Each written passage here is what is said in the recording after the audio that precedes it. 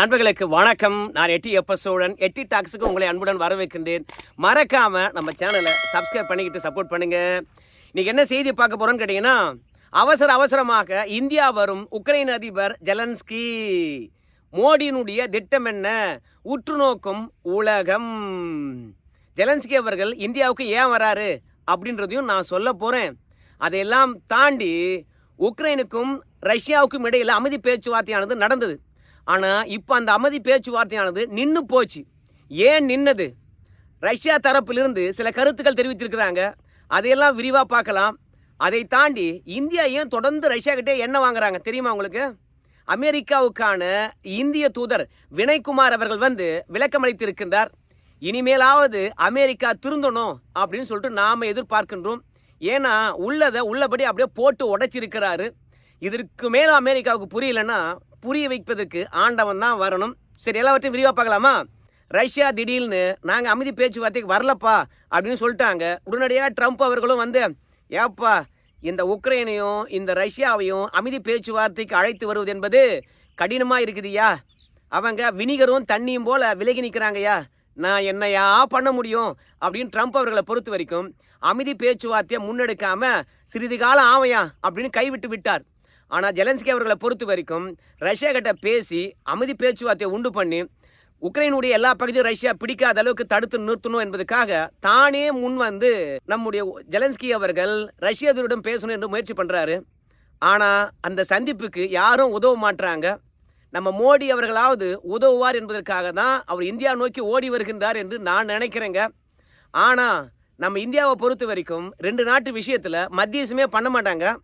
ஆனால் மோடி அவர்கள் ரஷ்ய அதிபர் புட்டின் அவர்களையும் ஜெலன்ஸ்கி அவர்களையும் சந்திப்பதற்கு என்ன திட்டம் வச்சிருக்கிறாரு அப்படின்னு நமக்கு தெரியல. ஏன்னா உக்ரைனை பொறுத்த வரைக்கும் சுத்தமானவன் கிடையாது, அவன் நல்லவனும் கிடையாது. ஏன்னா இந்த அமைதி பேச்சுவார்த்தையானது நின்று போனதுக்கு என்ன காரணம் என்று ரஷ்யாவினுடைய வெளியுறவுத்துறை அமைச்சர் சோர்ஜி லாவ்ரோவ் அவர்கள் என்ன சொல்கிறான்னு கேட்டிங்கன்னா, ட்ரம்ப்பும் புட்டின் அவர்களும் அமைதி பேச்சுவார்த்தைக்கென்று ஒரு செயல் திட்டத்தை உருவாக்குனாங்க. அந்த செயல் திட்டத்தை ஐரோப்பிய நாடுகளும் சரி, அதே மாதிரி உக்ரைனும் சரி ஏற்றுக்கொள்ளவே இல்லை. ஐரோப்பிய நாடுகளுக்கு மிக மிக முக்கியமாக எதிர்பார்க்கின்ற ஒரு விஷயம், இந்த அமைதி பேச்சுவார்த்தையானது எட்டக்கூடாது, தொடர்ந்து போர் நடக்கணும் என்ற எண்ணம் தான் உங்களுக்கு இருக்கிறது. ஏன்னா ரஷ்யா வைத்த ஒரு கோரிக்கை, ஐரோப்பிய துருப்புகளாக இருந்தாலும் சரி, அமெரிக்கா துருப்புகளாக இருந்தாலும் சரி, உக்ரைனுக்குள்ளே வரவே கூடாது. நேட்டோவில் உக்ரைன் இணையக்கூடாதுன்னு சொன்னது எதற்காக? நேட்டோ நாடுகளுக்கு இராணுவ பாதுகாப்பு எந்த அளவுக்கு கிடைக்கிறதோ அதே பாதுகாப்பு உக்ரைனுக்கு கிடைக்கும். நேட்டோ படைகள் உக்ரைனுக்குள்ளே வந்தால் ரஷ்யாவுக்கு அச்சுறுத்தல். அதனால தான் நாங்கள் நேட்டோவில் உக்ரைனை இணையக்கூடாது என்று சொன்னோம். இப்போது உக்ரைன் அதிபரை கூப்பிட்டு ஐரோப்பிய நாடுகளுடைய படைகளும் அமெரிக்காவுடைய ஆயுதங்களும் உக்ரைனுக்குள்ளே வரும் என்றால் இந்த படையாலும் இந்த ஆயுதங்களாலும் ரஷ்யாவுக்கு அச்சுறுத்தல் இல்லையா? அதனால் ஏற்கனவே நாங்கள் ஒரு டிமாண்ட் வச்சோம். ட்ரம்ப் பேச்சுவார்த்தையில் ஐரோப்பிய துருப்புக்களோ அமெரிக்கா துருப்புக்களோ உக்ரைனுக்குள்ளே வரக்கூடாதுன்னு சொன்னோம். ஆனால் அவங்க வருவாங்கன்னும் போது பேச்சுவார்த்தைக்கு நாங்கள் ஏன் போகிறோம் அப்படின்னு சொல்கிறாங்க. உண்மையாகவே அந்த துருப்புகள் வருதா என்று கேட்கின்ற போது ஐரோப்பிய நாடுகளை பொறுத்த வரைக்கும் சாக்கு போக்கு சொல்கிறாங்க. அந்த சாக்கு போக்கெல்லாம் நாங்கள் ஏற்றுக்கொள்ளவே மாட்டோம். அது மட்டும் இல்லை, ஜெலன்ஸ்கி எதுவெல்லாம் நிபந்தனையாக ரஷ்யா விதித்ததோ அதை ஏற்றுக்கொள்ள வேண்டும் என்று ட்ரம்ப் கிட்ட சொல்லியிருந்தோம். ஆனால் ஜெலன்ஸ்கி அவர்கள் ஏற்றுக்கொள்ளவில்லை என்றால் இந்த பேச்சுவார்த்தை எப்படி ஆரோக்கியமாக போகும்? அதனால் இந்த பேச்சுவார்த்தைக்கு முட்டுக்கட்டையாக இருப்பதே ஐரோப்பிய நாடுகள் தான் அப்படின்னு சோர்ஜி லாவ்ரோவ் அவர்கள் சொல்கிறாங்க. ஆனால் சர்வதேச பார்வையாளர்கள் என்ன சொல்கிறாங்க கேட்டிங்கன்னா, உக்ரைனை பொறுத்த வரைக்கும் அவ்வளோ சீக்கிரமாக ரஷ்யாவுடன் பேச்சுவார்த்தைக்கு வராது. ஏன்னா உக்ரைனுக்கு கடந்த காலங்களை விட இப்போது பணமும் ஆயுதங்களும் அதிகமாக கிடைக்கிறது. அதனால் ரஷ்யா மீது கொடூர தாக்குதலை தொடுக்கிறது. அதுலேயும் ரஷ்யா எந்த விதத்தில் பொருளாதாரத்தில் பலமாக வளர்ந்துக்கிட்டு வருதோ அதிலேயே உக்ரைனானது கை வைக்கிறதாம். அதனால தான் ரஷ்யா கடந்த காலங்களை விட இப்போது கொடூர தாக்குதலை தொடுக்குதான் உக்ரைன் மீது. அப்படி என்ன உக்ரைன்காரன் சதி வேலையில் ஈடுபடுறான் அப்படின்னு பார்க்கும்போது, ரஷ்யாவினுடைய எண்ணெய் சுத்திகரிப்பு நிலையங்கள், அதே மாதிரி பம்ப் பண்ணு நிலையம், அதுக்கப்புறம் எரிபொருள் நிரப்பிய ரயில்கள் மீது ட்ரோன் கொண்டு தாக்குகின்றானா நம்ம உக்ரைன்காரன். இப்படி ஒரு வருட காலமாக இந்த மாதிரி எண்ணெய் சுத்திகரிப்பு பண்ணி ட்ரெயினில் போகின்ற தருணத்தில் ட்ரோன் விட்டு அடிப்பதனால ரஷ்யா உள்நாட்டில் வந்து 50% எரிபொருள் விலையானது உயர்ந்திருக்குதான். இந்த ஜூலை மாதத்தில் மட்டுமே வந்து இந்த மாதிரி எண்ணெய் கிணறுகள், எண்ணெய் சுத்திகரிக்க நிலையம், அதே மாதிரி பம்ப் பண்ண நிலையம், அதே மாதிரி ரயிலில் எண்ணெய் போகின்ற போது தாக்குதல், இந்த மாதிரி கேட்டகரியில் திட்டமிட்டு தாக்குதல் தொடுப்பதனால ஜூலை மாதம் மட்டுமே வந்து 10% எரிபொருள் பற்றாக்குறை, 10% எரிபொருளானது விலை உயர்ந்திருக்குதான். குறிப்பாக கிரிமியா பகுதி தான் வந்து ரஷ்யா கொடுக்குதா இல்லை உக்ரைனு கொடுக்குதா அப்படின்னு சர்ச்சையாக இருக்குதான். அங்கே உக்ரைன் ஆதரவாளர்களை பொறுத்த வரைக்கும் இப்படி எண்ணெய் கிணறுகளாக பார்த்து உக்ரைன் தாக்குதல் கொடுப்பதனால கிரிமியாவில் வந்து பார்த்தீங்கன்னா விலையேற்றம் அதிகமாக இருக்குதான். ஸோ அங்கே இருக்கின்ற மக்களை பொறுத்த வரைக்கும் எரிபொருள் விலை காரணமாக எந்தவித கலவரத்திலும் ஈடுபட்டுக்கூடாதுன்னு சொல்லிவிட்டு ரஷ்யா மானியம் வழங்குதான்.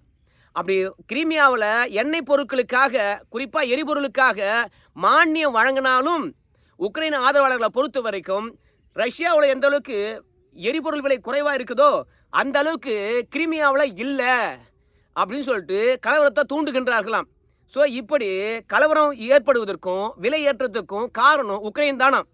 திட்டமிட்டே வந்து பார்த்தீங்கன்னா எரிபொருள் விலை உயர வேண்டும், பிற நாடுகளுக்கு எண்ணெய் ஏற்றுமதியை தடை செய்ய வேண்டும், பற்றாக்குறை ஏற்பட வேண்டும் என்பதற்காக தொடர்ச்சியாக தாக்குதல் தொடுத்துக்கிட்டே இருக்காங்களாமே. அது மட்டும் இல்லை, நம்ம உக்ரைனை பொறுத்த வரைக்கும் குருக்ஸ் பகுதியில் ரஷ்யாவினுடைய அணுமின் நிலையத்திலே வந்து அதிரடியாக ட்ரோன் கொண்டு தாக்குதலை தொடுத்துட்டாங்களாம். அதன் மூலமாக வந்து பார்த்தீங்கன்னா மின்திறனை ஊக்குவிக்கக்கூடிய அலகுல அடிபட்டு போச்சாமே, அது பற்றி எரிந்துதாமே. ரஷ்யா விரைவாக வந்து அதை அணைத்து விட்டதாம். ஆனால் எந்த விதமான கதிர்வீச்சும் இல்லையாம். ஸோ ரியாக்டர் மீது எந்த விதமான தாக்குதலும் இல்லையாம். ஆனால் ட்ரோன் தாக்குதலை பொறுத்த வரைக்கும் அணுமின் நிலையத்தின் மீது உக்ரைன் செய்திருக்கிறது அப்படின்னு ரஷ்யா தரப்பிலிருந்து உறுதிப்படுத்தி இருக்கின்றார்கள். ஆனால் ரஷ்யாவினுடைய இன்னொரு தரப்பு என்ன சொல்லுதுன்னு கேட்டிங்கன்னா, கிட்டத்தட்ட ஒரே தருணத்தில் 97 ட்ரோன்களை வந்து உக்ரைன் எங்கள் நாட்டுக்குள்ளே அனுப்பிச்சு நாங்கள் எல்லா ட்ரோன்களையும் சுட்டு வீழ்த்தணும். அதில் ஒரு ட்ரோன் தான் வந்து பார்த்தீங்கன்னா அணுமின் நிலையத்தில் விழுந்து வெடிச்சு போச்சு.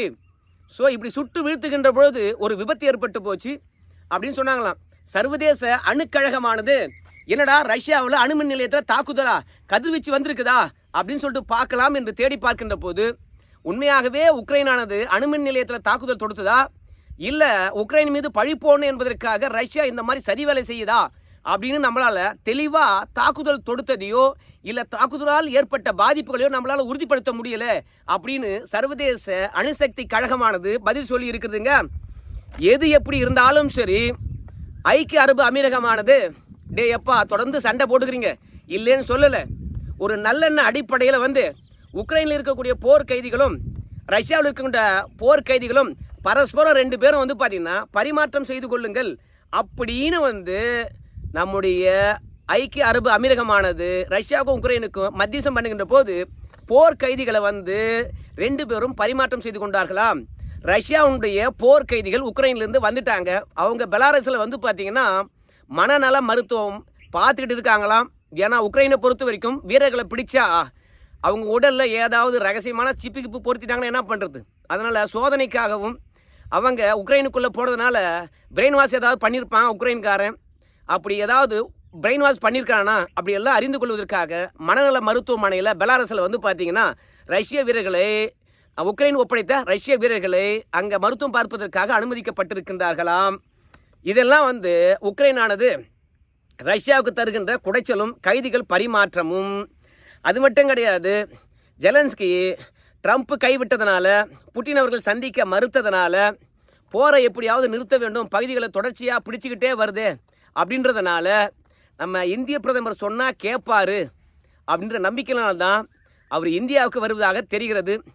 போலிஸ் குக், உக்ரைனுக்கான இந்திய தூதர், அவர் என்ன சொல்கிறான்னு கேட்டிங்கன்னா, இந்திய பிரதமரால் எல்லாமும் முடியும். நம்முடைய உக்ரைன் அதிபர் ஜெலன்ஸ்கி அவர்கள் வந்து இதை நம்புகிறார். அதனால் இந்தியாவுக்கு விரைவில் வந்து ஜெலன்ஸ்கி அவர்கள் வரப்போகிறாரு. ஆனால் இன்னும் இந்தியா வந்து ஜெலன்ஸ்கி அவர்கள் இந்தியா வருவதற்கான டேட்டை தரலை. இந்தியா ஜெலன்ஸ்கி வருவதற்கான டேட்டை இந்தியா சொல்லிடுச்சுன்னா எப்போது வேண்டுமானாலும் ஜெலன்ஸ்கி அவர்கள் இந்தியாவுக்கு வருவார்.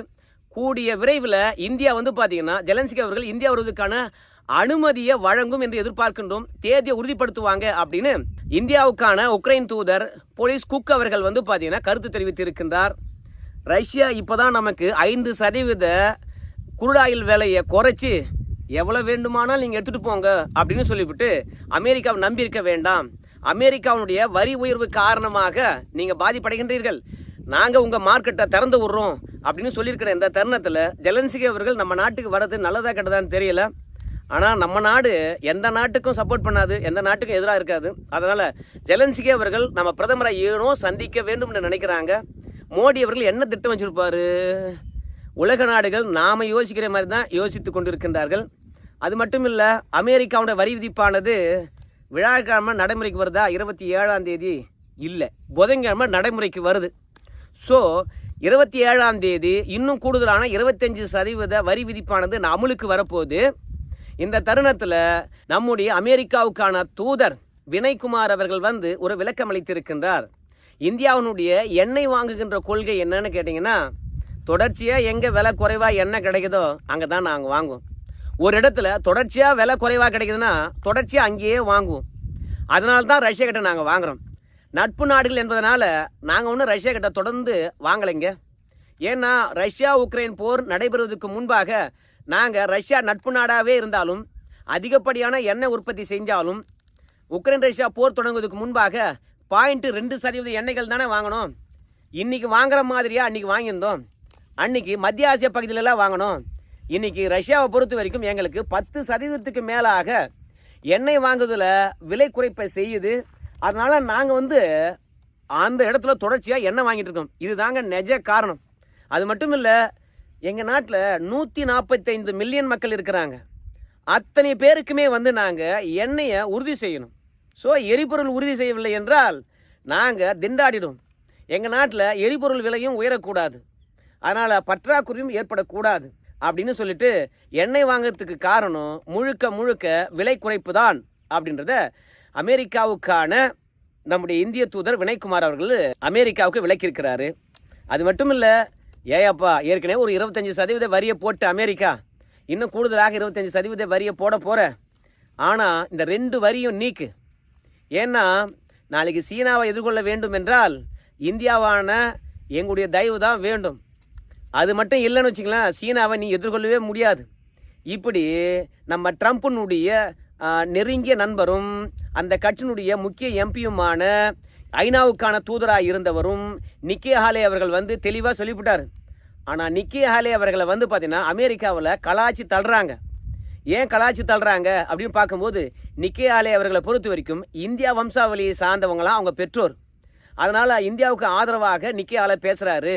ஆனால் அமெரிக்காவோட நலனைத்தானே வந்து அவர் பேசணும் அப்படின்னு சொல்லிட்டு நிக்கி ஹாலே அவர்கள் இந்தியாவுக்கு ஆதரவாக பேசினா பேசிட்டு போட்டோம், ஆனால் நாம் கன்சிடரே பண்ணக்கூடாது அப்படின்னு சொல்லிட்டு நிக்கி ஹாலேவுடைய கருத்துக்கு எதிர்ப்பு தெரிவிக்கிறாங்களாம் அமெரிக்காவில் இருக்கக்கூடிய அதிகார வர்க்கம். ஆனால் நிக்கி ஹாலே அவர்கள் என்ன சொன்னார்னு கேட்டிங்கன்னா, ட்ரம்ப் என்னதான் சொல்கிறாருன்றதை காது கொடுத்து இந்தியா கேளுங்களேன், ட்ரம்ப்பினுடைய கருத்தை பரிசீலித்து தான் பாருங்களேன். நாம் நெருங்கிய நட்பு நாடுகள், கிட்டத்தட்ட ஒரு 25 ஆண்டு காலம் இந்தியாவும் அமெரிக்காவும் ரொம்ப நெருக்கமாக இருந்தவங்க. நம்ம எல்லாவற்றையும் விட்டு கொடுத்து போனோம். இந்த மாதிரியான நெருக்கமான நம்பிக்கையான ஒரு நல்ல உறவு மீண்டும் ஏற்படுமா? இந்த வரி உயர்வுனால ஏற்படாது. அது மட்டும் கிடையாது, இந்தியா மாதிரியான ஒரு ஜனநாயக நாடு, சுதந்திரமான நாடு, கருத்தை வெளிப்படையாக தெரிவிக்கக்கூடிய நாடு, வன்முறையில் ஈடுபடாத ஒரு நாடு அமெரிக்காவுக்கு நட்பு நாடாக இருப்பது மிக மிக முக்கியம். இது அமெரிக்கா இருக்கக்கூடிய ட்ரம்ப்பும் வந்து பார்த்தீங்கன்னா யோசிக்கணும் அப்படின்னு நிக்கி ஹாலே அவர்கள் வந்து கருத்து தெரிவிக்கிறாங்க. ஆனால் உங்கள் அப்பா உங்கள் அம்மா இந்தியாவிலேருந்து வந்தாங்க, அதனால தான் நீ அமெரிக்காவுக்கு எதிராக பேசிட்டு இந்தியாவுக்கு ஆதரவாக பேசுகிற அப்படின்னு அங்கே இருக்கிறவங்கலாம் கிண்டல் பண்ணுறாங்களாம் இந்த நிக்கி ஹாலே அவர்களை. அதனால் அவர் மேற்கொண்டு பேச முடியாமல் ஒரு பத்திரிகையில் பேட்டி கொடுத்துருக்கின்றார். அமெரிக்காவில் இருக்கக்கூடிய ட்ரம்ப்பும் திருந்த மாட்டான், கூட இருக்கிறவங்க திருந்த விட மாட்டாங்க அப்படின்னு சொல்லியிருக்கிறாங்க. இதற்கிடையில் நம்முடைய அமெரிக்காவுக்கான இந்திய தூதர் வந்து அமெரிக்காவில் இருக்கக்கூடிய முக்கிய 23 எம்பிக்களை, செனட் எம்பிக்களை அழைத்து இந்தியாவுக்கான வரி விதிப்பை திரும்ப பெறணும் அப்படின்னு சொல்லிட்டு வலியுறுத்தி இருக்கின்றார். ஏன் இந்தியாவுக்கான வரி விதிப்பை நீங்கள் திரும்ப பெறணும் அப்படின்றதையும் தெளிவாக சொல்லியிருக்கிறாருங்க. ஸோ நம்முடைய தூதரனுடைய முன்னெடுப்பு அமெரிக்காவில் நல்ல பலனை தருகிறதா? ஏன்னா எண்ணெய் ஏன் வாங்குகிறோம் அப்படின்ற விஷயத்தையும் சொல்லியிருக்கிறாரு. இப்போது எம்பிக்களையும் 23 பேரை சந்தித்து வரியை திரும்ப பெறணும் அப்படின்னு சொல்லியிருக்கிறாரு. அதன் மூலமாக அமெரிக்காவுக்கு என்ன லாஸு, இந்தியாவுக்கு என்ன லாஸ் என்பதெல்லாம் தெளிவாக சொல்லியிருக்கிறாராம். அமெரிக்கா என்ன முடிவெடுக்க போது புதன்கிழமை அப்படின்னு நம்ம பொறுத்து வந்து பார்க்கலாம். ஸோ உக்ரைன் ரஷ்யா போர் அவ்வளோ தூரம் நிற்காது போல் இருக்குது. இந்தியாவை நோக்கி ஓடுவதனால நாங்களாம் பெரிய ஆள் இல்லையா அப்படின்னு ட்ரம்ப் கோச்சுக்குவாரா என்னன்னு தெரியல. சரி, ஜெலன்ஸ்கி அவர்கள் இந்தியாவுக்கு வரட்டும். மோடி அவர்கள் என்ன பிளானை வச்சு ஜெலன்ஸ்கிக்கு ஐடியா போட்டு கொடுக்குறான்லாம் பொறுத்து பார்க்கலாம். இவ்வளோ நேரம் பார்த்த நண்பர்களுக்கு நன்றி.